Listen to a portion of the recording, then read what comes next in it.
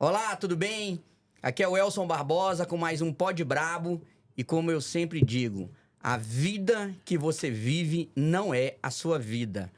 A vida que você experimenta é a vida no qual você dá foco. Se você focar no que está errado na sua vida, a sua vida é uma vida de merda. Se você focar na gratidão que você tem pela sua vida, você tem uma vida bem melhor.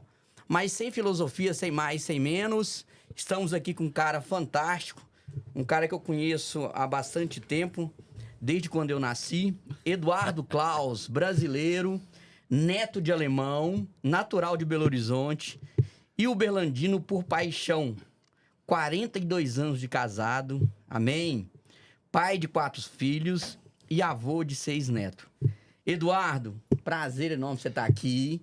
E hoje, eu já te falei anteriormente, vamos falar de filosofia, de vida e de carreira. Seja bem-vindo ao Pod Brabo aqui, tá bom? Wilson, eu costumo dizer na minha vida que as oportunidades que vocês têm, que a vida apresenta pra gente, são experiências que a gente leva até o final. Eu estou, perplexo, eu estou em estado de êxtase estar aqui conversando contigo hoje. Realmente eu não esperava, eu acho que enfim, é uma oportunidade, além de estar convivendo com um amigo, com um escritor, uma pessoa que eu admiro pela capacidade, pela vivência que tem, apesar da pouca idade, né? E eu só tenho a agradecer. Obrigado. Né? Faço das suas palavras as minhas. E por quê? É Eduardo Klaus de quê mesmo? Eduardo Klaus Feisticker. É um nome assim tão emblemático. É descendência alemã? É, que direto. É? Espanhola? A família Feisticker na Alemanha, né? Ela vem de pedras de fogo rolando. Sticker significa isso? E Feisticker, né? A palavra como um todo. Pedras de fogo rolando. É a bola de fogo do vulcão. É alguma coisa assim, né? Uma família com origem na Bavária, do meu bisavô, que eu não conheci. Certo. E o meu avô é uma pessoa que eu achava ele admirável. A história dele é uma história que essas pessoas tivessem acesso, viraria tranquilamente um seriado. Uma pessoa que sai com 17 para 18 anos, porque o avô, que era tabelião na Bavária, deu um tapa na cara dele, ele junta meia dúzia de roupas, vai para o porto, entra no primeiro navio e 22 dias depois está no Rio de Janeiro, desembarcando. Olha. Como clandestino. Então, por aí vai. É história para muito podcast. Não, e você me falou, acho que foi ontem você me falou né, que um cara chegou e falou pro seu avô, né? Falou, o que você tá fazendo aqui? E não sei se você lembra dessa história. Aí seu avô virou e falou assim, não, eu tô aqui por escolha minha, não foi isso? Não, isso é muito Como é que foi essa história? É o que eu falo por uberlandense, né? Porque eu amo essa cidade. Sou natural de Belo Horizonte. Hoje, por mais paixão que eu possa ter por Belo Horizonte, pelas pessoas, afinal de contas, é sua terra natal. Certo. Mas eu estou em Uberlândia Mas desde 85, né? Seu avô desceu no Rio, depois foi para BH? Como é que foi? Não, como é que é essa história? Meu avô desceu, ele, um polonês, todos clandestinos no navio, e um russo. Ninguém falava a língua de ninguém falava brasileiro. Foi arrebanhado por esses capatazes de serraria, né? E andou durante 6 meses em lombo de burro, foi até o Acre, pra você ter Acre ou Rondônia, pra você ter uma ideia. Olha. 8 meses viajando. Desbravou o Brasil. Sem falar, o russo não falava alemão, o alemão não falava isso, ele não falava aquilo. Olha. E meu avô, pra você ter uma ideia, na Primeira Guerra, ele com 14 anos, ele vigiava campo de concentração de prisioneiro russo. Que isso? Tem uma história assim, que eu tive a oportunidade Olha pra você ver, e você falou uma coisa bacana, e aí quando a gente volta na história, eu sou um cara que gosta muito de história, e realmente já teve campo de concentração de russo. Já. Na Alemanha, na Primeira Guerra, isso, né? Antes do Sim. nazismo, né? Então, ou seja... 1914, mais ou menos. Foram oportunidades de história que eu tive na formação do meu caráter, na formação da adolescência. Né? E eu sou um abençoado. Só completando o que ele disse, né? Numa determinada época, isso depois de muito tempo, ele já dominava de certa forma o português. Um brasileiro disse para ele, mas você é alemão, você não é brasileiro. Ele falou, não, engano seu. Eu sou mais brasileiro do que você. Você nasceu aqui, você não teve opção. Agora, eu escolhi o Brasil. Nossa, ele enchia a boca, até arrepio, porque eu vejo ele falando isso, naquele português enrolado. E realmente escolheu que o cara sai lá da Europa para vir pro novo mundo, né? Porque a América é novo mundo, né? A gente fala histórias, muito isso. Né? Isso faz com que a gente exercite muito o pensamento e se coloque no lugar dessa pessoa que não tem um Google, não tem para medir a distância, quanto tempo é, não. Tudo é como se fosse os vikings na época dos desbravadores. O Cristóvão Colombo cortando o Atlântico, você tem carta náutica, de uma coisa que eu não conhecia. Então, essa oportunidade que você tem como infância, eu tento hoje transmitir isso para meus netos. Você tem 6 netos, né? 6 netos apaixonados pelos meus netos. Que bacana. E eu falo que eu gosto muito de conversar com pessoas experientes, tipo você, que já viveu, que tem história. Porque a vida é isso, né? É você passar, né, adiante todo o conhecimento. E a única forma que a gente... E a melhor forma, né? Uma das melhores, né? É através de história, né? Quando você conta a história do seu avô chegando e depois vai para a primeira geração, para a segunda. Hoje você está o quê? Na terceira geração do seu avô? Na terceira geração do meu avô. São meus netos, né? Né? Eu, meus filhos, agora meus netos. Bacana demais. É só de manter isso vivo, né? A gente transmitir isso e contar essas histórias. Eu acho muito importante, sabe? Porque isso explica nossas origens. E as pessoas hoje, elas não entendem de origem, de onde vieram, para onde querem ir. E é o princípio de tudo, né, Welson? E você fala isso, eu falo isso em Brabo, né? Que eu começo o Brabo com a Gênesis, né? A Gênesis é a origem. E como é bom falar isso com você, que você, assim... por mais que a gente possa chegar em algum lugar, ter sucesso ou não ter, nós não podemos negar a nossa origem. O cara que nega a origem no final da vida dele sempre, e tem várias pesquisas falando isso, que no final da vida ele quer reconectar com a origem e não dá mais tempo, né? Então, e você fala isso, eu falo isso em Bravo, que respeitar nossas origens é respeitar de onde viemos, né? Até para poder entender muito daquilo que acontece com a gente, né? Você tem que saber que existe na sua carga hereditária, tem algum tipo de conhecimento que é transmitido, está ali embutido. Eu, às vezes, me surpreendo com algumas atitudes do meu avô, coisa que eu presenciei lá e ela nasce quase que espontaneamente, não é por imitação. Então, existe. A ciência ainda vai explicar que a transmissão genética de conhecimento ou de particularidades, ela acontece de alguma forma. Entendeu? Já tem um cara que eu admiro, né? Eu fiz uma pós-graduação em psicologia positiva. Esse cara chama Carl Jung. Ele fala muito sobre o inconsciente coletivo, sobre toda essa carga que a gente carrega dos nossos pais, avós, bisavós. Nós somos a junção de tudo isso. E ele passou muito tempo da vida dele estudando isso, várias religiões pelo mundo, Índia, cristianismo, muçulmano, tudo, para poder falar, para criar essa teoria do inconsciente coletivo. Nós somos a junção de todos os nossos antepassados. E quando você vai para o mundo dos índios, é a história que eles falam o tempo inteiro. Não sei se você já conversou com algum indígena, né? Ele tenta passar essa história dos antepassados. Com certeza. Porque, e aí lá tem aquele ritual, né? De passagem, né? Isso. Do cara ali chegando, né? De 10 a 12 anos, ele tem um ritual para... como se diz assim, ó, mata um menino e deixa o homem nascer. E aí eles usam toda essa história durante dias, o cara ali na oca, para o cara entender, interpretar isso e realmente nascer um novo homem, mas baseado em todos os antepassados dele. E a gente tem que... Eu sou uma pessoa... tenho certeza, eu sou um cara abençoado. Um avô alemão que veio para cá numa situação dessa, uma avó negra. Negra? Negra. E por que você é albino de jeito? Uma avó negra, né? Uau! A parte de mãe, minha mãe é loura, cabelo crespo e olhos verdes. Minha mãe e meu pai, filho do senhor do vovô Rodolfo, da vovó Hermínia, que é negra. Eu tenho o maior orgulho disso. Imagina um cara abençoado. Um cara que tem nas origens dele o sangue ariano, né? Não sei se é politicamente correto, mas na concepção científica, né? Um sangue ariano. O sangue negro, da raça negra, né? O do preto, que minha avó sempre enaltecia isso. Casado com uma nordestina. Eu sou um cara completo, sou um cara diverso. Eu tenho uma diversidade na composição do meu dia a dia. Não, eu falei isso brincando, porque minha mãe é indígena, morena mesmo, e meu pai era um cara galego, brancão, né, espanhol, mistura de espanhol com português, olho verde. E eu nasci mais ou menos dessa mistura, pequeno, puxei minha mãe, mas minha mãe é indígena, negra, né, o famoso mameluco, né? Então, no Brasil é bom a gente falar... E eu sou um cara, Eduardo, que eu fui abençoado, que cor da pele não significa nada pra mim. Porque se eu virar a minha pele ao contrário aqui, Nós dois, ou os meninos que estão aqui no estúdio, Ninguém vai somos saber todos de igual, vermelhos, né? assim, tudo São igual, todos vermelhos. tudo igual. Então, graças a Deus, eu falo isso com o coração aberto, que nós somos todos iguais, né? Cada um tem a sua origem, mas no Brasil a gente é miscigenado, isso é maravilhoso, né? Igual você fala, pô, uma negra com um alemão que deu isso, e tá tudo bem. E é isso é maravilhoso. E uma coisa interessante, porque isso tem os ônus também, né? Porque eu tenho 4 filhos.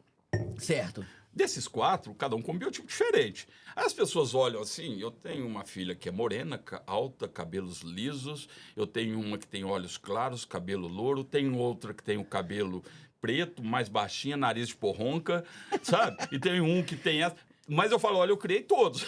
Mas essa miscigenação, ela acaba refletindo de alguma forma nas gerações subsequentes. Perfeito. Ela sempre retorna em algum grau, entendeu? Perfeito. Então, minhas filhas, meus netos, por exemplo, de repente, podem ter um alemãozinho ou pode ter um negro, que vai ser um motivo de maior orgulho para nós. Você que conhece meu garotinho João, o João é extremamente loiro. E não tem ninguém, né, assim, se eu for analisar na minha família, que nasceu loirinho. Só que a avó, né, a avó da minha esposa, era alemã também, de olhos verdes. Olha pra você ver, saltou uma geração, todas as irmãs dela é morena, todas é morena, todas é morena. Inclusive ela. Saltou uma geração dela e, né, olha aí que você fala, essa carga genética, né, voltar de novo às nossas origens. E é uma coisa tão natural, eu não consigo alcançar, por mais que a gente entenda, não é questão de ser alienado ou não, eu não consigo alcançar uma mentalidade racista. Não entra, eu não consigo entender. Isso para mim é um distúrbio psiquiátrico, é uma demência de alguma forma. Nem de A, nem de B, inclusive. Eu não consigo. Isso aí, para mim, é uma coisa que não me alcança. Não me alcança. Então, eu não consigo alcançar isso, entendeu? Eduardo, então, você é um cara que... Eu morei muito tempo em Belo Horizonte, né? Assim, eu fugi do interior de Minas, né? Eu fugi de uma situação de que eu vivia numa fazenda com café, algodão, pimenta do reino. Porque eu encontrei, a única forma de eu realmente mudar a minha conjuntura era eu estudando. Então, um professor, acho que ele contou essa história para mim, eu acreditei. Eu fugi aos 18 anos para Belo Horizonte, cheguei em Belo Horizonte em 1990. Não sei se você estava lá ainda, né? O que acontece? E BH foi desafiador para mim, em todos os extremos, porque é uma selva de pedra, né? A gente, quem conhece, sabe. Cidade maravilhosa, que foi construída, foi planejada para ser a capital. Mas, assim, a sua história em BH, ela pendurou quanto tempo? Eu sou nascido e criado em Belo Horizonte, na região do Padre Eustáquio. Caramba! Minha mãe trabalhou com o Padre Eustáquio. Minha mãe é viva ainda, está com 96 anos. Ela esteve num dos projetos de assistência do Padre Eustáquio, que hoje está beatificado, né? Sim. Eu sou devoto de Padre Eustáquio. Eu casei na igreja Padre Eustáquio. Não... Eu nunca imaginei que eu sairia do Padre Eustáquio. Não é de Belo Horizonte, não, que eu sairia do Padre Eustáquio. Então, nascido e criado lá. Nascido e criado. Eu sou numa época... É um bar boêmio, né, Eduardo? Venhamos e convenhamos, né? Tinha um bar da Vila Oeste, ali em frente à igreja Padre Eustáquio, que era o melhor caol, né? As pessoas aqui não têm muito acesso, que é carne, ovo, linguiça e arroz. Até hoje, tá? Né? E ele ficava 4 horas da manhã. O horário de pico dele era 4h30 da manhã, onde todo mundo saía e comia um caol na Vila Oeste, entendeu? Eu fazia isso direto, cara. Então, o Belo Horizonte, ele tem essa característica, né? Eu sou de uma época completamente diferente. Eu saí de lá em 85, você chegou em 1990. E quando eu saí de Belo Horizonte, aquelas gangues de menores de rua já estavam começando a surgir. E onde que começou o declínio social, de segurança, que foi muito grave em Belo Horizonte, mas eu já não estava lá, eu estava no Paraíso. Eu tinha chegado em Uberlândia, sentava na Praça Tubal Vilela, enquanto eu não trazia a família, conversando com o senhor Semi Simão. Semi Simão? Semi Simão, que inventou uma televisão. Essa avenida aqui, Semi Simão? De nome dele, é pai do John, da John, do Rene. Que legal. Então eu sentava com ele ali, descia do Hotel Presidente, que eu estava lá pela empresa, né? Eu vim transferido pela empresa. E eu sentava aos domingos, funcionava, aquela fonte funcionava. Um céu, eu sou maravilhado com a cor do azul do céu de Uberlândia. Eu falei isso em todos os lugares que eu vou. Muito bonito. Então eu sentava naquela praça, Uberlândia não tinha cachorro de rua, não tinha mendigo, isso em 85. Eu já ouvi falar dessa história que é real mesmo. Não tinha isso. Não tinha mendigo, cara. Eu vivi isso, não tinha pendente. Era uma cidade, assim, era uma Suíça. Para quem estava saindo de Belo Horizonte, era mais do que Suíça, era inacreditável. Deus me colocou no lugar certo para que eu criasse meus filhos. Para você ter uma ideia como é que eu sou abençoado. A minha caçula nasceu em Uberlândia. Ela foi gerada em Uberlândia, nasceu em Uberlândia em 89. Olha... Eu tenho um filho de Maceió, 2 de Belo Horizonte, então me espalhando com a mesma mulher, gente, diga-se de passagem. Parei 2 anos, né? Vinha nesses quase 4.000 quilômetros de rota, fui espalhando filho, origens de filho, né? Isso é muito gratificante. Cada um nasceu na cidade, né, cara? Assim...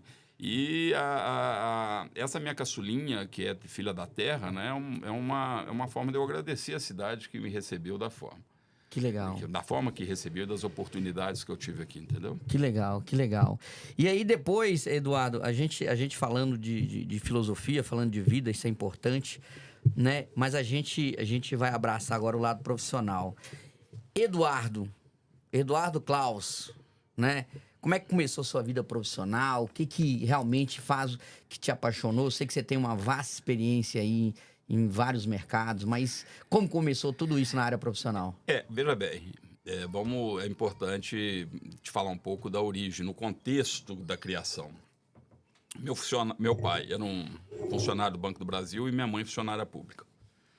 Não tem prerrogativas para matar qualquer tipo de empreendedor no ninho do que você ter um pai funcionário do Banco do Brasil e uma mãe funcionária do INSS. Não, verdade. Meu sonho, o grande atributo do meu pai era fazer com que eu passasse no concurso do Banco do Brasil. Perfeito, perfeito. Então, esse é o contexto. E assim, ninguém foi, como eu sempre estimulei meus filhos a seguir um caminho diferente, buscar alternativas, né?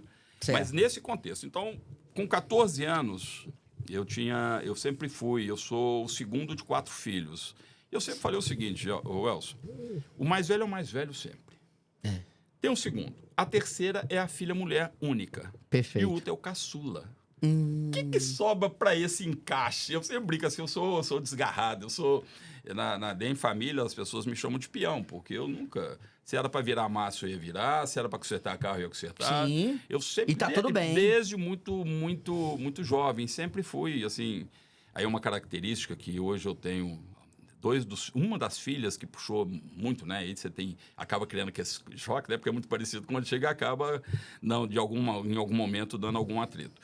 Mas nesse contexto, né? De pai de funcionário e mãe, eu com 14 anos, eu falei, eu quero ter meu dinheiro.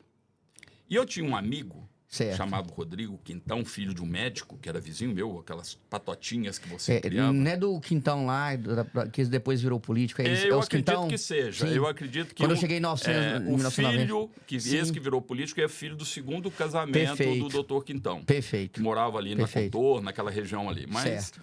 E o Rodrigo, o pai dele colocou ele numa cooperativa de assistência médica, porque o pai era médico. Arrumou um emprego para o filho, porque o filho não queria estudar, então vai trabalhar. Na nossa época sempre foi assim. Isso aí. Não, você não tinha oportunidade de cabeça vazia pensar, não. Ou você entregava aquilo que precisava entregar, ou então dava... Como se diz, né, Eduardo? Eu falo sempre isso, né? Toda escolha tem uma renúncia. Você acabou de falar hoje em dia, os caras que estão nos ouvindo aí, o jovem, né?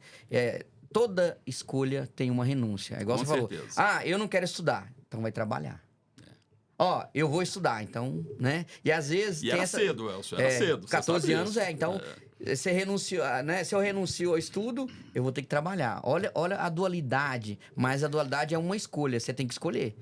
Eu não vou trabalhar e não vou estudar. Nossos pais, né, não iam permitir isso, né? Uma coisa ou outra. E isso, junto-se a isso, aquele componente que, principalmente a mãe, quando trabalha fora, imagina naquela época. Meu pai sempre foi radicalmente contra que minha mãe trabalhasse. Não, verdade. Mas como a minha mãe... Minha mãe nunca trabalhou também fora. Mas a minha mãe, ela rompeu isso porque ela, numa família de 13 irmãos, perdeu o pai e ela, como uma das mais velhas, ela teve que assumir. Então, para ela, ela tinha que fazer. Não era uma questão de querer fazer. Era uma questão de necessidade. E quando casou, não quis perder isso. Perfeito. Mas, em termos de criação de filhos, se acaba um educando o outro. A sua mãe é o que a gente chama hoje em dia, Eduardo, do intraempreendedor.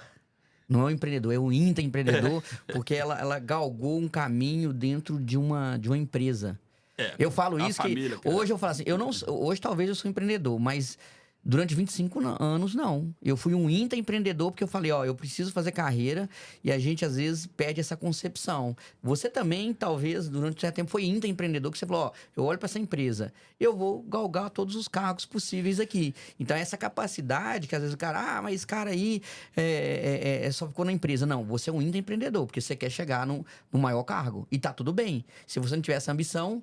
Então, sua mãe, eu considero ela também uma intraempreendedor, no sentido dela, realmente, vou entrar nessa empresa, vou manter, ainda mais a gente está falando de 50 anos atrás, né? Que é impensável. Seu pai realmente... anos atrás. Exatamente. 80, as pessoas não conseguem alcançar essa questão do tempo que isso significa. Depois eu queria até fazer uma parte sobre isso. Mas, com 14 anos, o que eu já tinha feito com 14 anos? No Colégio Padre Eustáquio, talvez a minha maior escola... tinha o Frater Cristino, ele tinha uma companhia de teatro. Eu fiz teatro com 12 até 14 anos. Isso me deu a oportunidade de pensar e verbalizar o que você está pensando, porque exercita muito, você decora muito texto. Eu fiz Alto da Compadecida, eu fiz Rato das Cebolinhas. Você não chegou a fazer Hilda Furacão, não? Não. Você lembra do escritor de Hilda Furacão? É de BH, né? Não. Tô falando de Hilda Furacão, que é famoso, né? Teve uma série, né? E esse cara, ele andava nas ruas, nas escolas, divulgando Hilda Furacão.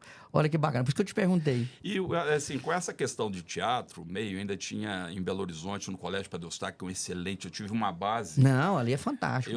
Eu sei cantar música em francês que eu aprendi no colégio. Pra você ter uma ideia. Chevalier de la table ronde, gouton voici, Levine é bom. Isso é para lá atrás, bicho. Não foi ensinado, não teve, isso era natural na sua formação acadêmica, ou aquela...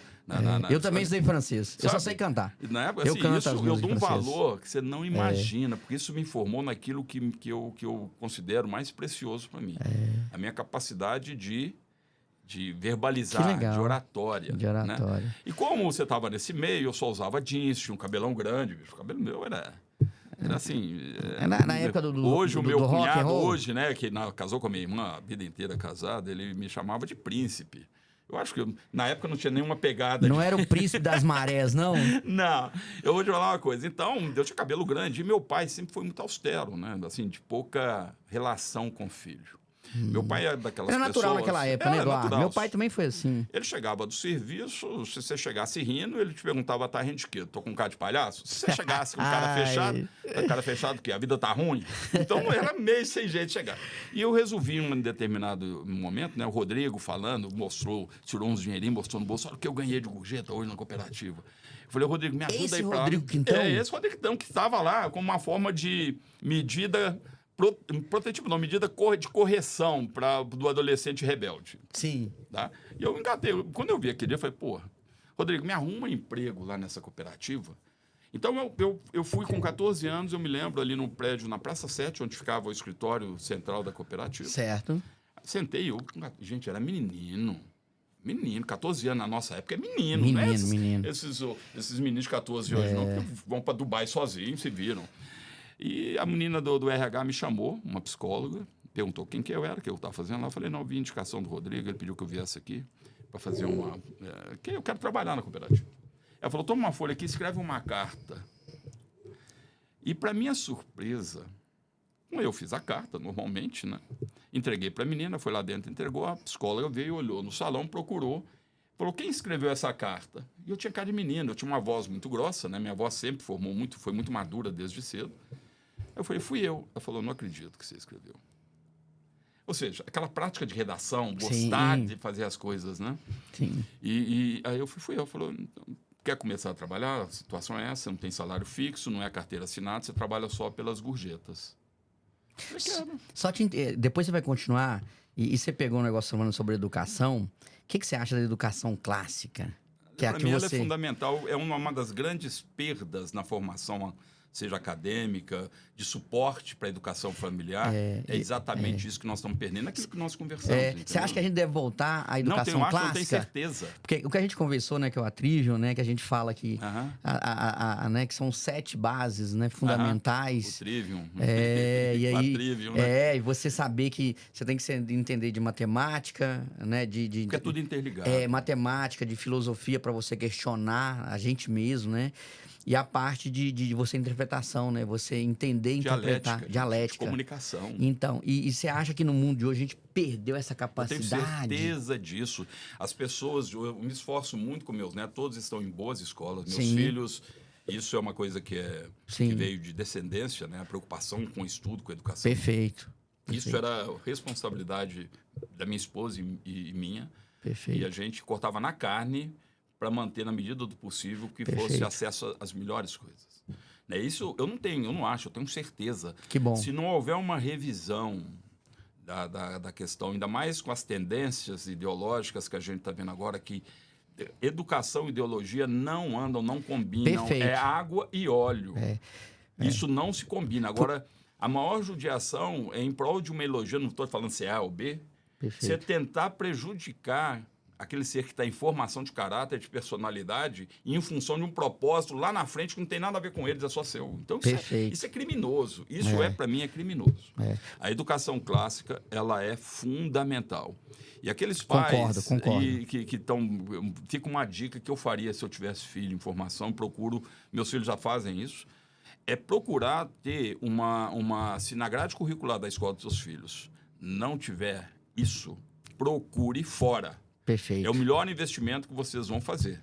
Não entender de um processo físico, geométrico, químico, sabe? Não entender de filosofia, não entender de relação humana, não saber interpretar um texto. Isso é crime. Isso realmente... Aí eu perco a fé na humanidade. Isso realmente me deixa muito triste. E assim, a gente fala isso, né? Porque eu busquei muito falar dessa questão clássica da educação, porque eu tenho um garotinho de 3 anos, igual você falou, eu estou questionando muito a forma, né, hoje que a gente tem de transferir conhecimento. E quando você pega, né, a educação clássica, você fala todas as grandes universidades do planeta foi moldada nesses 7 pilares. Né? Então, a gente também tem que ter essa sabedoria para falar, igual você falou, encontrar o melhor. Se a escola ou se ali o colégio não tem esse tipo de pensamento de como desenvolver um ser humano nessas 7 classes, né? de conhecimento, cara... Né? Qual tipo de ensinamento eu vou transferir para a próxima geração? E o que eu fico triste, sabe por quê? É porque o reflexo disso são para essas meninas, esses garotinhos de 4, 5, 6 anos que estão aí. Sabe? E a gente sabe como é que isso vai dar. Sabe como é que isso vai terminar. Sabe o prejuízo que isso vai causar. Então, os pais não devem pagar para ver. Os pais têm que... permitir uma coisa dessa é a pior omissão que os pais modernos fazem. Eles tem que haver uma reação contra isso. Tem que haver uma reação. Mas você acha que o mundo hoje não está um caos, não, Eduardo? Eu não acho, eu tenho certeza, então, infelizmente. Caos, assim, em todos os aspectos, né? Eu falo muito isso, que o excesso de informação empobrece nosso foco. Hoje o cara pega um livro para ler e não entende o que está lendo. Cara, não é possível que você pegue um livro e fala assim, ó, pô... Esse cara escreveu um livro. O que ele quer dizer aqui? Se eu não tivesse a capacidade de falar ele tá certo, ele tá errado, ou é só um ponto de vista, cara, eu tô na corrida dos ratos, né? Eu tô com mais informação e isso empobrece nossa capacidade de ter foco, né? E se a gente não tiver essa sabedoria para questionar, Eduardo, né? A gente fica obeso da informação. E não te dá base para você ter uma análise crítica do contexto que você está vivendo. O que acontece hoje, Welson? Informação não quer dizer conhecimento. Sim. Se você não consegue absorver a informação, ou se o volume de informação ele está muito além da sua capacidade de filtrar e absorver isso, ela, além de desmotivar, ela não te leva a nada. Perfeito. Então, o que está acontecendo com o mundo hoje? Eu tento sempre, desde pequenininho, né, até por esse viés do alemãozão lá, pela história dele, eu sempre me coloquei uma pessoa lá na Revolução Francesa que pegava um porco, trocava por banha, que pegava a banha, trocava por legume, que pegava isso, e de repente pegaram uma moeda, colocaram, ó, isso aqui agora você vai comprar com isso. Gente, olha o baque, olha a transformação que isso causou na época. E nós estamos muito perto de acontecer, na minha avaliação, do jeito que as coisas estão indo, por mais otimista que você seja, vai haver, em algum momento, e eu acho que é breve, alguma coisa disruptiva.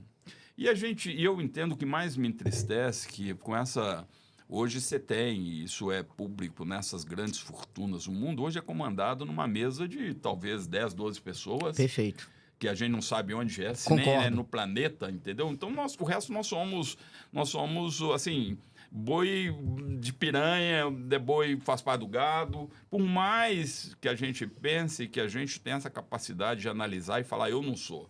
Mas você está no contexto. É. Então, a gente não entende. Alguém definiu uma agenda para Eu você. tenho um livro do Isaac Asimov, chama 2040, que ele resume a humanidade, que o único problema que a humanidade vai ter, e de fato vai ter, é a fome. Isso se pega a Olha. água, a fome. E na hora que você pegar tudo, imagina esse grupo de meia dúzia de pessoas num satélite artificial colocado na estratosfera, vivendo num mundo que é um egípcio, né? uma ilha da fantasia, e a grande humanidade lutando por comida na base. Isso é muito grave. Isso é muito grave. É. A superpopulação não é o problema. A questão não é essa. Você vê a África, olha o espaço, olha a Terra. O que falta é aquela consciência desses poucos dominantes, né, que são Sim. hoje uma pequena casta que interfere em todos os assuntos. Perfeito.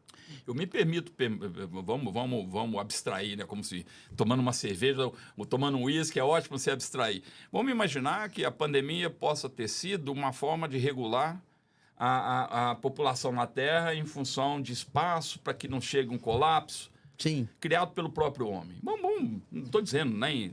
Vamos cogitar isso. Perfeito. Quando você não cogita isso, você se torna realmente mais um elemento desse gado. Perfeito. Se está certo ou errado, a história vai dizer. Nós contamos hoje, de trás para frente, frente para trás, o que aconteceu na Revolução Francesa. Exatamente. Nós achamos que o Cristóvão Colombo, montado num navio de madeira, andar o que ele andou, pegando calmaria para chegar onde que ele não conhecia, onde achava que a Terra era plana, para não cair na beirada, vamos colocar no lugar dessa pessoa? Sim. E quem hoje em dia faz isso? É. Nós somos estimulados a todo momento a pensar.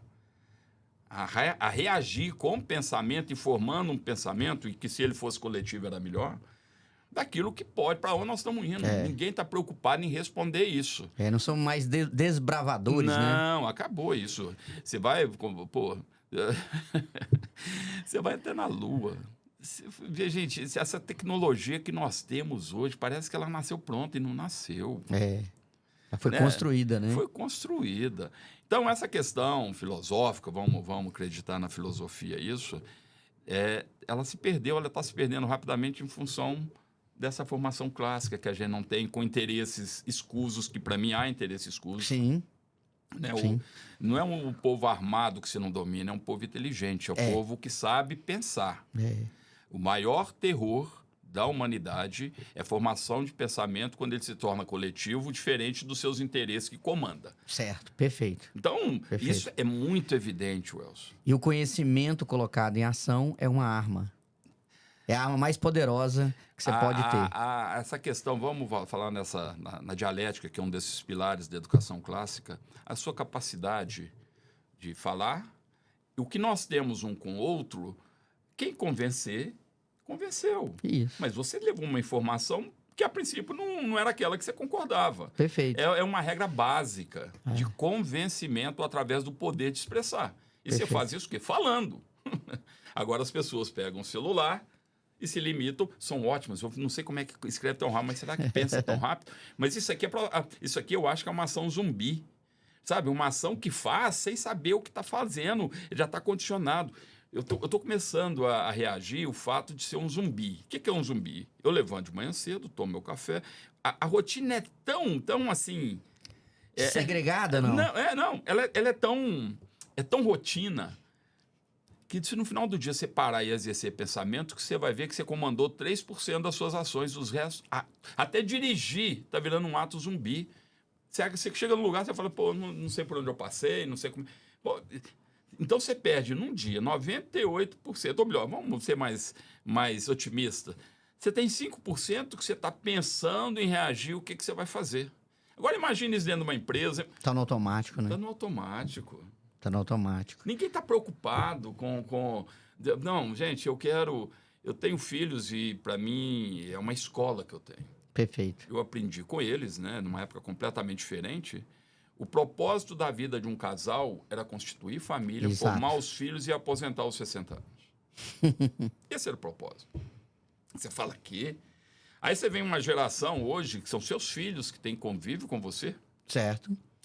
que filtram ali a parte boa que querem aproveitar, que foi da formação dos pais, mas eles passam a colocar um componente na vida dele que eu e minha esposa não tivemos oportunidade, que é o eu. É. Isso, olha como é que muda as coisas. Então... Então... E você acha que esse eu, ele é um pouco egóico, não? Sempre. Ou egocêntrico? O cuidado que tem que se ter, hoje, tem que ter na minha visão, dentro daquilo que eu fiz, e eu não me arrependo de nada, absolutamente nada na minha vida. Se eu tivesse a oportunidade de voltar atrás, eu faria alguma coisa diferente para melhorar. Eu não fazia diferente para não ter, entenda bem. Então, uma das coisas que eu acho do eu, que eu tenho certeza do eu, é trazer para essa equação aquilo que se chama vaidade. Quando entra a vaidade, nada corrompe mais uma relação do nós, quando eu coloco o eu acima de qualquer, até daquilo que é certo ou errado. Acima do bem e do mal. Isso aí. Então, eu tenho muito cuidado com isso, passei isso para meus filhos. Bacana. Sabe? Isso mesmo. O cuidado de falar eu, sempre colocar nós, mesmo sabendo que é eu, sabe? Isso ajuda você a criar limites para você não avançar e não perder essa noção, né? E, Eduardo, vamos voltando lá, aos 14 anos, a gente deu uma parada para a gente falar de educação, e é sempre bom falar de educação, né? Educação, ela tem o poder, né, que nos trouxe até aqui. Se alguém questiona isso, só olhar, né? Por que a gente está nesse momento. Educação nos trouxe, mas se eu distorço do que é uma educação clássica, a gente está vivendo isso aí. E aos 14 anos, então, você foi trabalhar lá nessa cooperativa? Na cooperativa, sábado e domingo, direto. É mesmo? Eu sempre, desde novo, sábado e domingo, para mim, sempre foram preto na folhinha. E nessa cooperativa, eu me lembro, o primeiro salário, né? Porque as gorjetas, você tinha lá um mês salário mínimo de ajuda de custo para ônibus. E eu fui receber naqueles pacotinhos em dinheiro, não tinha nada, te falava em banco, nem cartão, não existia isso aí. E eu me lembro que a primeira coisa que eu peguei meu dinheiro foi comprei uns docinhos de chocolate para minha mãe. Uma coisa que era um doce de leite numa capa de palha. Sei e um chuveiro Lorenzetti pro banheiro do fundo, que era um chuveirinho bem pequenininho, uma duchinha. Eu comprei aqueles Lorenzetti. Meu salário ficou todo, porque vendia na cooperativa, né? E isso, gente, olha como é que marca. Aí veio essa questão de embrulhar a compra, né? E eu sempre... Hoje, como é que isso repercute na vida da gente, né? Quando eu vou fazer as minhas compras, eu separo o que é gelado, o que é fruta, o que é pão, o que é macarrão. E eu fazia isso com os clientes. Os clientes ficavam maravilhosos. A nível de hoje, de comissão, de gorjeta, né? E quem não sabe, muita gente não vai saber o que é gorjeta. Gorjeta é um dinheiro que você dá, não é um Pix, é um dinheiro que você dá reconhecendo que você foi bem atendido por aquela pessoa que te atendeu. E essa gorjeta, né? Era hoje como se fosse, eu ganhava uns R$3.000 de gorjeta. Que isso? Porque eu sou médico, né? E eu fazia, era natural isso. Eu não fazia para ganhar gorjeta, eu fazia porque para mim era natural isso. Perfeito. O atendimento, né? Eu acho que eu já nasci uma pessoa para atender, para atender a dor do outro. Você gosta de pessoas, né? Eu amo pessoas. Isso aí. Eu amo atender pessoas. Eu amo atender pessoas. Então, esse veio. Aí depois eu arrumei um emprego. Bilheteiro no Palácio das Artes. Aí já foi meu pai, por influência dele no Banco do Brasil. Um colega dele era curador do Palácio das Artes. Ali na Afonso Pena? Na Afonso Pena. Legal. Olha que aprendizado. Eu fui bilheteiro do Palácio das Artes. Fiquei lá uns 4 meses, carteira assinada. Olha... E teve cada episódio, né? O Laci, quem não sabe quem era, o Laci era um jogador do Atlético. Palácio das Artes é um clássico, né? Não, é. É um clássico. E uma determinada vez eu estava num show muito concorrido que ia ter do Benite Paula. E tinha uma recomendação grande para não vender mais ingressos por causa de cambista. E chegou o Laci, todo humilde na minha bilheteria, falou, eu quero 20 ingressos. Eu olhei para ele e falei, não posso te vender. Jogador do Atlético. Só posso te vender 2. Aí o colega meu, que era do guichê ao lado, bateu e falou, rapaz, esse é o Laci. Eu falei, Laci, você me desculpa, porque é uma regra nossa que nós temos. Mas no Palácio das Artes eu vi o maior show da minha vida, 1.200 pessoas, salvo engano, no Palácio das Artes, o show do Benito de Paula, na época do meu amigo Charlie Brown. Você não tem noção, rapaz, é de arrepiar. É do Charlie Brown, do Snoopy lá? Do Snoopy, Não, os caras confundem Charlie Brown com rock and roll, né? Não, É do Snoopy mesmo. E meu amigo Charlie Brown foi uns clássicos do Benito de Paula e da música brasileira lá nos idos de 72, 73. Que legal. E uma coisa, no Palácio das Artes eu vi Lily Krauss, com R, Krauss. Lily Krauss. No cravo, fazendo um solo de cravo. Rapaz, a música dela te levava no céu. E o menino olhava aquilo como se eu tivesse... Eu não sei, é indescritível para mim. Ela era quase que o espírito abandonando o corpo. Ouvindo aquela mulher sozinha, um forte de luz, todo mundo calado, ela tocando cravo. Bar, Moza, tudo no cravo solo. Só ela, Olha. Deus e aquela assistência. Você não ouvia uma respiração. Que coisa, hein? Que maravilha. Vi no Palácio das Artes o maior espetáculo que eu já vi na minha vida em Sabará. No Teatro de Sabará, que é todo neoclássico. Histórico, lá histórico. Eu no galpão de cima, porque a gente fazia bilheteria, a gente tinha que, de alguma forma, estar lá. O pessoal de São Paulo, New Jazz Band, alguma coisa assim, tocando jazz naquele estádio lá embaixo. Nossa. E o pessoal eu adoro jazz e blues. Enlouquecido. Gente, olha as oportunidades. Isso, garoto. Fui pro Exército. E quando eu entrei, para mim, eu sempre falo, tem umas coisas que a vida você começa a ser observador para poder saber onde o caminho, de onde você veio e para onde você vai. Isso. Então, quando eu fui fazer Exército, o CPOR estava acabando. E CPOR, você tinha que estar ou na faculdade ou com um científico completo. Isso mesmo. A minha classe, eu estava concluindo o terceiro ano científico no Colégio Padre Eustáquio. Certo. E eu fui, em fevereiro, fazer o teste. Só que, com a extinção do CPOR exatamente nessa época, combinou-se que os 50 melhores pessoas nos testes de aptidão da classe de 1957 estariam no NPOR, que, ao invés de centro, passou a ser núcleo, dentro do batalhão. Certo. E eu estava nesses 50 melhores. Porque eu nunca Isso com 18 anos. Isso 17 para 18 anos. Certo. Como eu não tinha eu não poderia ter ido, porque se fosse CPOR, eu não iria, porque eu não teria o terceiro grau completo. Perfeito. Como eu fui tão bem colocado nos 50 de todo, imagina, todos os jovens de uma classe de 1957, que nasceram em 1957, por aptidão psicológica e aptidão física, estiveram. E eu entrei, então eu me tornei oficial da reserva do Exército Brasileiro. Poxa, bicho, para um cara que tem um DNA de um alemão que é muito austero em rotinas, em hierarquia, sabe? Sim. É uma coisa inerente, parece que eu nasci com isso, hierarquia. Sim. Eu tenho filha que me chama de coronel até hoje. Você tem habilidade para seguir as regras, né? Não, isso. Habilidade. Não é nada disso de autoritarismo, é habilidade. Habilidade. Eu sei respeitar um grau hierárquico diferente, tanto para baixo quanto para cima. Perfeito. E formando como oficial, eu fui para São João del Rei. João del Rei, eu tive a oportunidade de viver naquela terra maravilhosa. Fiz estágio civil no batalhão de montanhas de São João del Rei. Você ia em Ouro Preto na época? Não, em Ouro Preto eu ia. Eu tenho coisas na minha casa, até bem recente, que era do meu enxoval de casamento, que eu e minha esposa ia sem dinheiro, tô ganhando pouquinho. Comprava umas folhas de pedra-sabão, umas estatuazinhas, que até uns chafariz para botar na parede. Isso eu amo Ouro Preto. Aquelas repúblicas de Ouro Preto, sabe? Sepultura. São João del Rei também é maravilhoso. Então, olha o que a vida vai te proporcionando. As obras de Aleijadinho, tudo ali, né? E eu sempre olhei com o crítico assim, num olhar de êxtase. Tudo que é belo para mim, eu estava olhando aquele quadro ali, já botei até nome dele. Certo. Né? Eu fico olhando, é a intenção de quem está fazendo.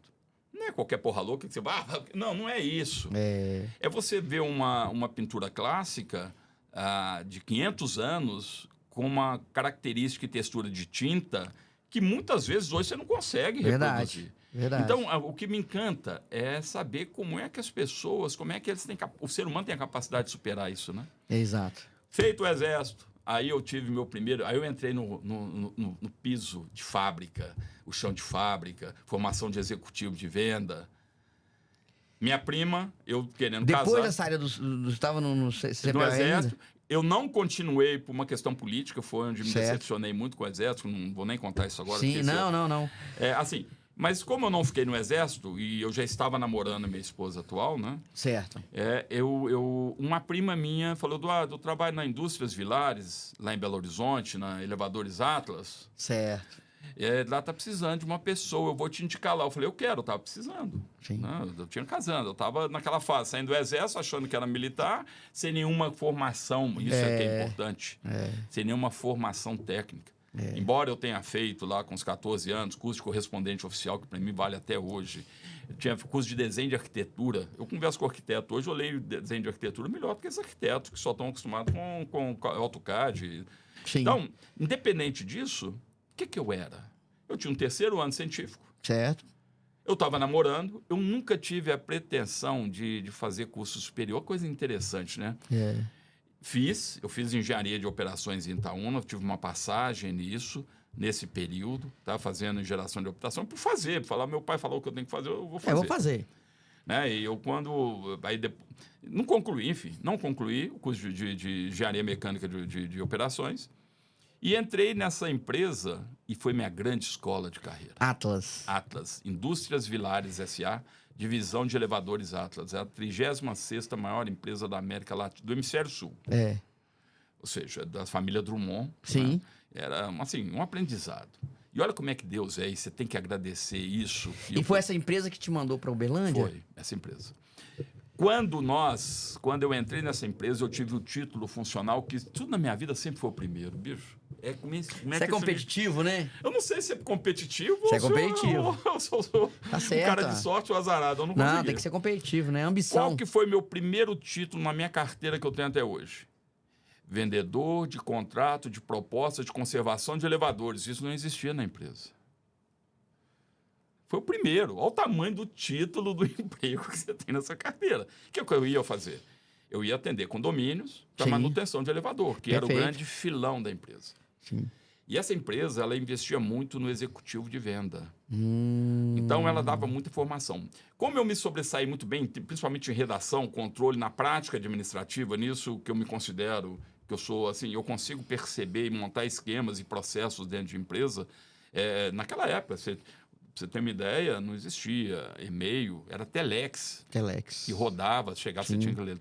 Você tinha memorando que você digitalizava em 2 vidas com papel carbono e máquina de escrever. Lembro disso, entregava para a pessoa, lá embaixo tinha iniciais, ela vistava em cima para saber que entregou. Essa era a prática comercial na época. Sim. E eu me sobressaí muito nessa parte, né? Eu adorava chegar em reunião eu domino uma reunião de condomínio, que é um ponto crítico. Assim, quem sabe o que eu estou dizendo? Sim. Porque eu nasci nessa praia.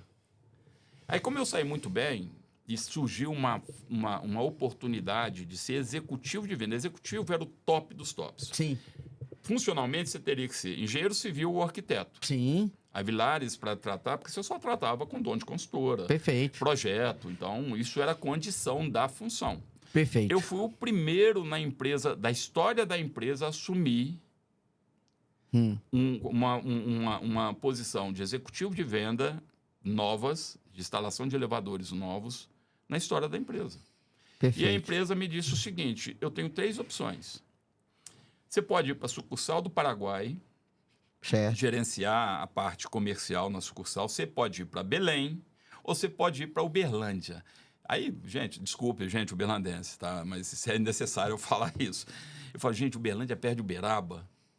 Aí eu fui, não tinha Google para você avaliar, ter as informações. Porque Uberaba é mais antiga, né? E a minha esposa foi a grande salvadora da pátria, porque no primeiro momento você fala, eu quero ir para o Paraguai. Quero sucursal internacional, isso vai me qualificar profissionalmente para cima. Certo. Mas sucursal do Paraguai era uma bosta, bicho. Os caras lá param 11 horas e voltam 3 horas da tarde. Você não consegue, é um ritmo completamente diferente. Perfeito. E minha esposa falou, eu não quero ir para fora do país. Então vamos para Belém. Não, para Belém, ela é do Nordeste. Eu falei, não, para Belém, eu já tenho filho, nós já tínhamos, o Cristiano. Eu não quero meu filho exposto a culturalmente aquilo que ela conhecia melhor do que eu. Sim, perfeito. Então, por eliminação, viemos para Uberlândia. Foi a bênção de Deus. Deus escreve tudo certo. Minha esposa veio para Uberlândia. A Gabriela tinha 6 dias, que ela viria nascer em Uberlândia. No dia 8 de janeiro de 86. Ela não quis nascer, eu brinco, ela não quis nascer na roça. Isso eu falando na época. Certo. Nasceu em Belo Horizonte. E no dia 6 de janeiro, 6 dias depois, de carro, com meu tio de carona, eu trazendo a família. Minha esposa veio sem conhecer Uberlândia. E é uma história assim, sabe? Que você vai familiarizando, vai... E eu estava no céu. Porque em Belo Horizonte eu saía 15 para 6, levava a marmita e voltava às 9h30 da noite, pegando um ônibus. Sim. Quantas vezes a minha marmita chegava, minha esposa não tinha um domínio nordestino, assim, de que colocar na marmita. Eu chegava lá, fazia uma marmita bonita, com alface, tomate, macarrão. Que depois abafava e levava. Nós chegava lá com a puta, tá azeda. Mas vai, vambora, vambora. Eduardo, e depois você veio pra cá, a empresa Atos, ficou quanto tempo aqui nessa empresa? Eu fiquei quase 20 anos nessa empresa. 20 anos? Eu cheguei aqui em Uberlândia em 85, viemos de vez em janeiro de 86, no Plano Cruzado, olha só. Plano Cruzado. Tudo divisor, assim, muito contundente, né? Para marcar tudo, né? E eu saí da empresa em 94. Em 94. Baseado numa coisa que minha mãe falava. Falava, Eduardo, para todos os filhos, depois dos 40 anos, você vai morrer fazendo aquilo que você escolheu fazer até os 40 anos. Olha. Como eu estava aberto de gerar 40 anos e sempre tive, minha esposa é uma excelente comercial. E eu adorava dessa área. Pô, então vamos empreender. Certo. Vamos pegar o acerto dessa empresa e eu investir nos sonhos dela. Que bacana. Que é a parte de roupas, etc, etc. Olha como é que a vida te dá os meios para lá na frente, até seus filhos, de alguma forma, usufruir. Como é que se diz? Te dou limão para você fazer a limonada? Depende se ela vai ser gostosa, só vai depender de você. Então, aí com isso tudo, eu rompi. Falei, não, eu vou virar a chave. Saí da empresa. Certo. Peguei todo o acerto e fui investir no sonho da minha esposa. Certo. Achando, aí que vem a questão que hoje eu falo sempre. Né? Eu e minha esposa pagamos o preço da formação para que nossos filhos hoje tenham uma possibilidade maior de sucesso num período mais rápido, em função até do fracasso. Perfeito. Então, quando eu e minha esposa iniciamos no Grife Shop, uma coisinha pequenininha no Grife Shop, cheguei a ter a loja lá, 2 lojas lá, depois abri loja no Center Shop. E durante 15 anos, eu fui hoje eu falo com aquela... Eu nunca me julguei um empresário, eu sempre me julgava um comerciante, que tem uma diferença muito grande. E talvez por não ser empresário, eu tive um insucesso. Numa época, eu tive durante 15 anos... Isso é o quê? Do ano 2000, mais ou menos? Isso de 94 até 2010. Logo quando inaugurou o próprio Center Shop, né? Uns 2 anos depois. Eu me lembro que eu estava lá no Grife Shop, chegou a Rejane, que hoje é diretora de shoppings, de expansão de shopping a nível Brasil. É uma menina assim, com uma competência. Chegou na nossa loja, assim, com aquele muito simpático. Falou, vocês nunca pensaram em ir pro Center Shop, não? Para mim foi um choque de gestão. As pessoas pensam, né? O cara tem loja em shopping. Rapaz do céu, isso é o cara é o cara, né? O pessoal é uma doce ilusão, né? Nossa, não. Não é uma doce ilusão. É de uma desproporção. É assim, absurdo, porque as pequenas operações de Center Shopping, elas cumprem um papel só de tapa-buraco. Perfeito, isso aí. Você não vai perpetuar em nenhuma loja você sendo pequeno. Jamais. Se você não tiver essa nenhum shopping do mundo. Nenhum shopping do mundo. O propósito não é esse, a ideia não é essa. Mas aí. Como um cara de visão empresarial, achando eu vou crescer, eu vou formar uma rede de... Isso é um direito que você tem. Agora, isso aí. A execução daqui para cá... É diferente. É diferente. Ainda mais quando você se envolve tanto que você perde a sua capacidade de se desenvolver. Você começa a chegar lá na frente, na hora que você termina, você estava olhando. Nem na ponta do seu sapato você está conseguindo ver. Isso é verdade. Então, essa experiência de falir, sabe? De perder tudo, imagina. Eu sei, eu tenho experiência, eu digo isso não é com orgulho, não. Eu digo isso em paz. Ter perdido o carro, porque é uma ter uma caminhada, energia né? cortada, uma água cortada, você ter essas dores todas, e às vezes só te fortalece. Você fala isso, a geração que está aí, a gente está falando para um público bem jovem, né? E eles não têm essa percepção, acham que de primeiro eles acertam já. Não. Né? E passar isso, cara, né? Essa é a maior lição, né? Que a gente Uma das pode minhas filhas, ela transmitir. foi para dentro do balcão com 11 anos. E lá ela despertou o que ela entende hoje, esse senso empresarial dela. É isso aí. Então, ela teve acesso a um universo muito jovem. Isso, além de catalisar, economizou um tempo para ela atingir o sucesso. Entendeu? Exatamente. Então, assim, cumpriu o propósito. Perfeito. Eu formei filhos dentro...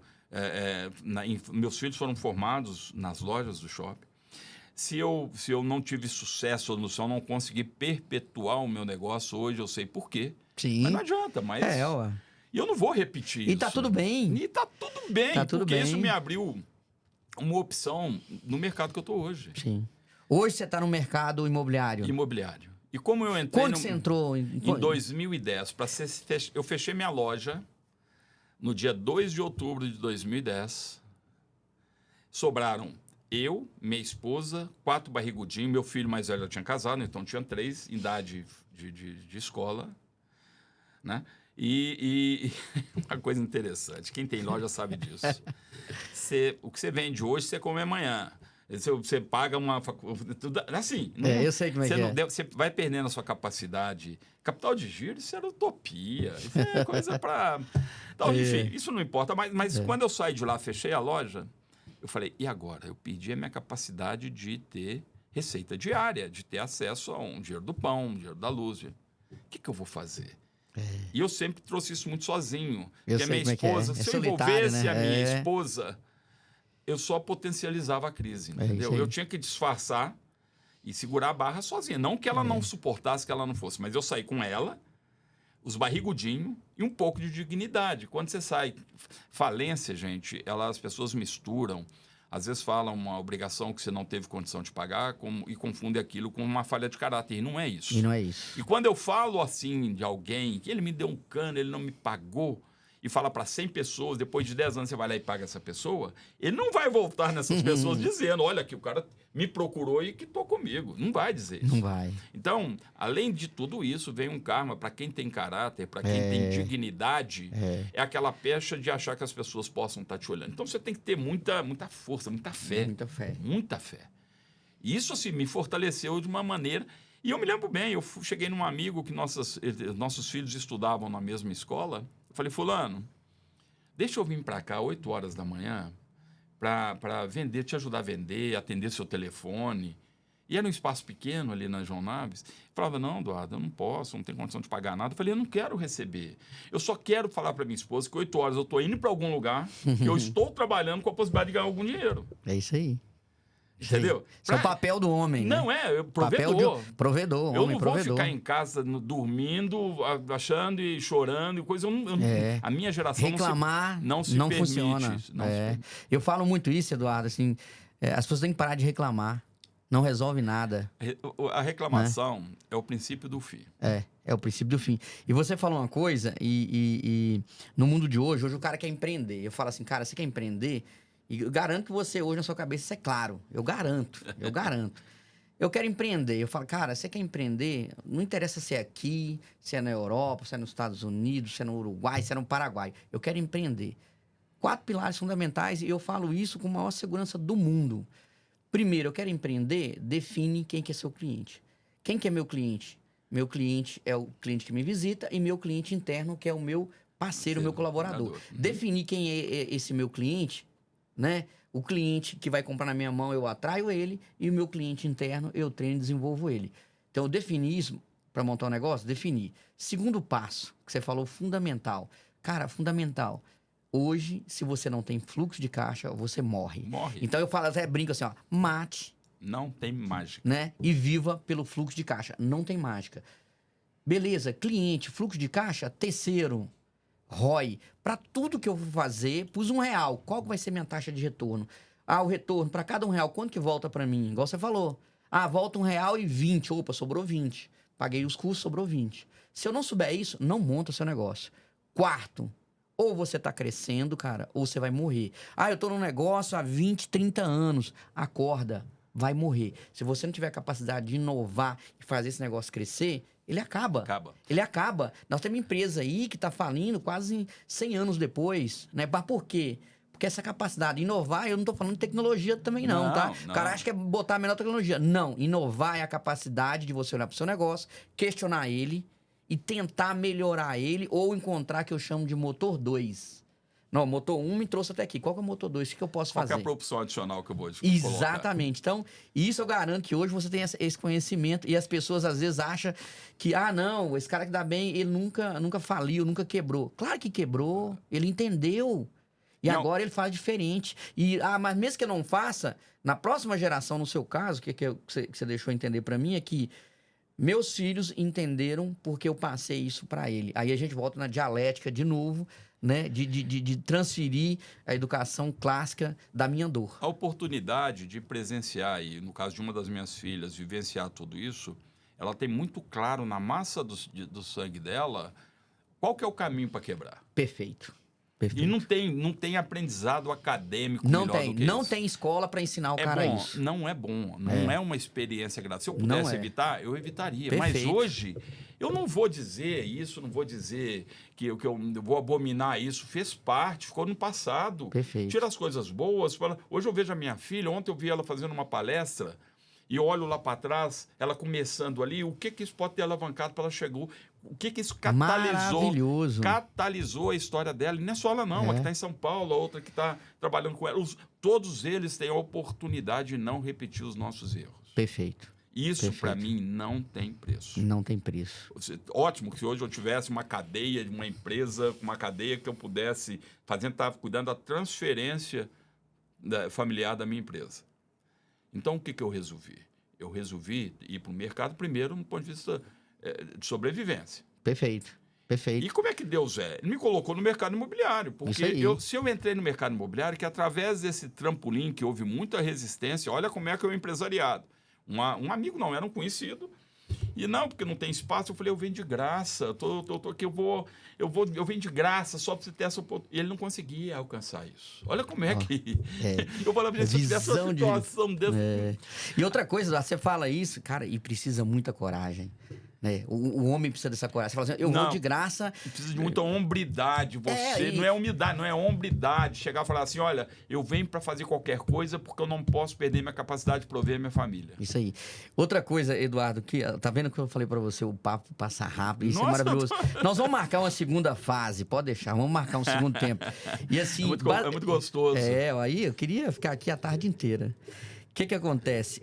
Baseado em Brabo, que você já leu Brabo aí, que é um livro de origem, de uma mentalidade positiva que a gente tem, você tem, né? E qual a mensagem que você deixaria para esse pessoal aí que está entre 18 e 39 anos, que eles ou estão definindo a carreira, ou estão querendo montar um negócio, pode ser empreender, ou intraempreendedor, que é o cara... Intraempreendedor é o cara que quer crescer na carreira dentro daquela empresa.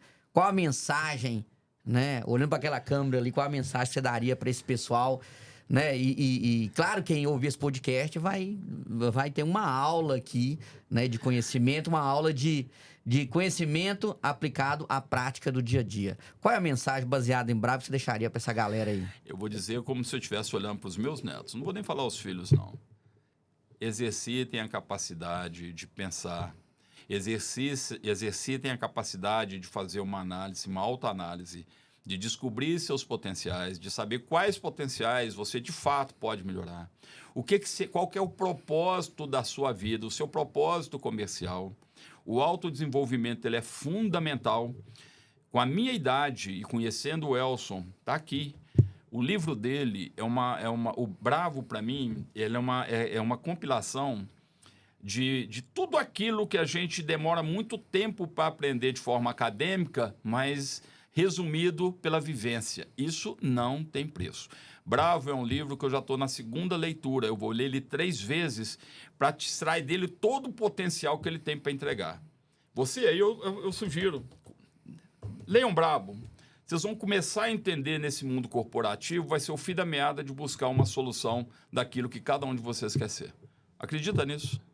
Eduardo, obrigado. Pessoal, em breve vai estar aí no Spotify, vai estar no YouTube. Eduardo, eu vou te mandar as pílulas desse Pod Brabo, né?